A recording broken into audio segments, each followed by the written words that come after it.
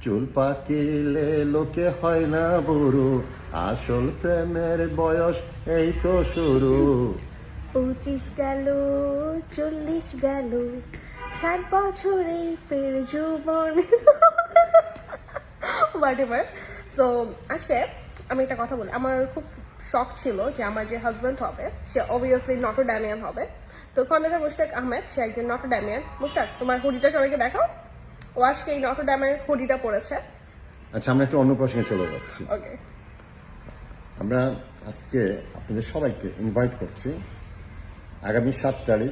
আগামী 7 তারিখ অমর 21শে বইমেলায়, মিজান পাবলিশার্স 7 নম্বর প্যাভিলিয়ন। আবারও বলছি, আগামী 7 তারিখ মিজান পাবলিশার্স 7 নম্বর প্যাভিলিয়নে আমাদের বই তিশা এন্ড মুস্তাক আনুষ্ঠানিকভাবে আমরা মরক উন্মোচন করব বিকাল 4টায়। আপনাদের সবাইকে আমরা ইনভাইট করছি। আপনারা সবাই সেখানে আসবেন, আমাদের জন্য দোয়া করবেন। আমরা আপনাদের সবার সাথে ছবি তুলবো, আমাদের বই আমাদের অটোগ্রাফ দিব। তো আমি ভীষণ এক্সাইটেড বইটার জন্য, কারণ বইটা আমার নামে, তিশা তোমার জন্য। ওখানে আর আমি লিখেছি যে ভালোবাসার রঙকে লাল, নীল, সবুজ বা অন্য কিছু, অ্যাকচুয়ালি ভালোবাসাকে আমরা যে রঙের সাথে সেইভাবে ভালোবাসা ও পাই। How sweet. আমার ভালোবাসার রংধনু সিনথিয়া ইসলাম তিশাকে বইটিকে আমি উৎসর্গ করেছি। আমার ভালোবাসার রংধনু সিনথিয়া ইসলাম তিশাকে বইটা উৎসর্গ করেছি। Thank you. আমি তো খুবই হ্যাপি। আর 14 তারিখ ভ্যালেন্টাইন্স ডেতে ও আমার জন্য একটা গিফট নিয়ে আসছে। সে বাকি 2টা বই, একটা কবিতার বই যার নাম তিশা তোমার জন্য, আরেকটা উপন্যাস তিশার ভালোবাসা। ওই বইতে যে কবিতার বই একটি কবিতা থাকবে, যেটা আমরা অলরেডি আমাদের বই দিয়েছি, সেটা হলো শীতল কষ্ট। সেটি বইয়ে আছে। তেমন অনেক কিছু থাকবে ইনশাল্লাহ। আপনাদেরকে আমরা পাশে চাচ্ছি, ভালোবাসা চাচ্ছি, দোয়া চাচ্ছি।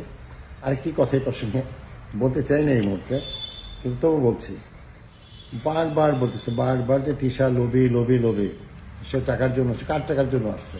আপনাদের কারো কাছে যারা বলছেন, কারো কাছে কি সে কখনো একটি টাকা চেয়েছে? সে যদি আমার কাছে এসে থাকে, আমার তো কোনো প্রবলেম নাই, তার কোনো প্রবলেম নেই, আমার ফ্যামিলির কোনো প্রবলেম নাই। আপনাদের কেন বুঝি না তো ভাই, কি জন্য এত খারাপ লাগছে? কেন টাকার জন্য আসছে?